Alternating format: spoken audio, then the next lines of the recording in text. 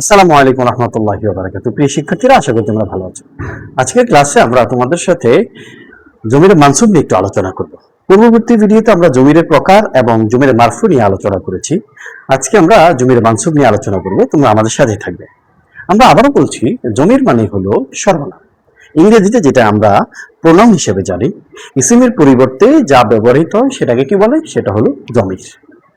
তাহলে জমির মানসুব কাকে বলে? শুরুতে আমরা এর পরিচয়ের মধ্যে চলে যাই। জমির মানসুব হলো যেই জমির ফেলের সাথে এসে মাফউল হয়, সেটাকে কি বলে? সেটাকে জমির মানসুব বলে।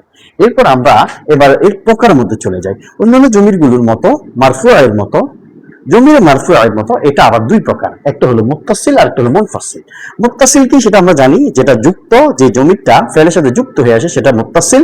আর মুনফাসিল হলো যেই জমির ফেলের সাথে যুক্ত হয়ে আসে না, আলাদা হয়ে আসে, সেটা কি? সেটা হলো মুনফাসিল। এবার আসো, এই জমিরে মুত্তাসিল কোনগুলো? আমরা তো বলতে পারি যে জমির মুত্তাসিল সেগুলো কোনগুলো? সেগুলো হলো এই যে নাসারাহু, নাসারাহুমা, নাসারাহুম, নাসারাহা, নাসারাহুমা, নাসারাহুন্না, নাসারাকা, নাসারাকুমা, নাসারাকুম, নাসারাকি, নাসারাকুমা, নাসারাকুন্না। এই যে এখানে ফেলের সাথে আমরা দেখতে পাচ্ছি যে এই যে হু, হুমা, হুম, এই যে জমিরগুলো আসছে, এগুলো কি? এগুলো হলো জমিরে মানসুব। এবং এই মানসুব জমিরগুলো যখন ফেলের সাথে যুক্ত হয়ে আসে, তখন এগুলো কি হয়ে গেছে? মুত্তাসিল হয়ে গিয়েছে।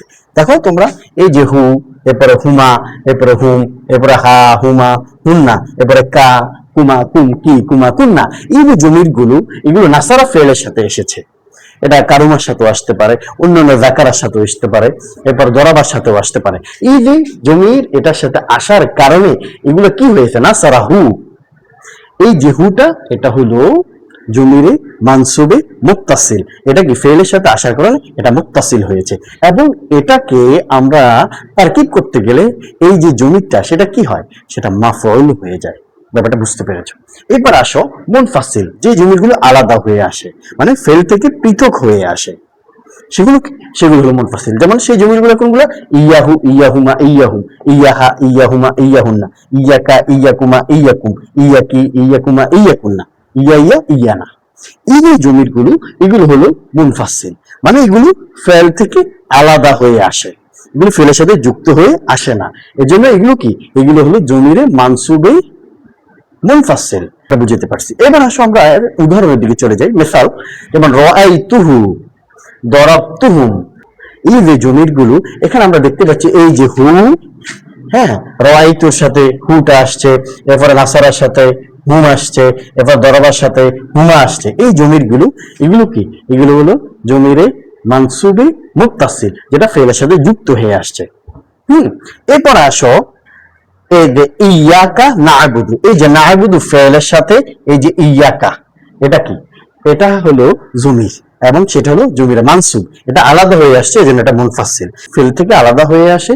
হ্যাঁ, এই যে ইয়াহা, ইয়াহুমা, ইয়াহুম, ইয়াকা, ইয়াকুমা, ইয়াকুন্না, হ্যাঁ, ইয়া, ইয়ানা, এই জমিরগুলো যখন ফেলের সাথে আলাদা হয়ে আসবে, সেগুলো কি হবে? সেগুলো মানসুব, মুনফাসিল হয়ে যাবে। এবার আসো আমরা এগুলোর মধ্যে একটু পার্থক্য দেখি।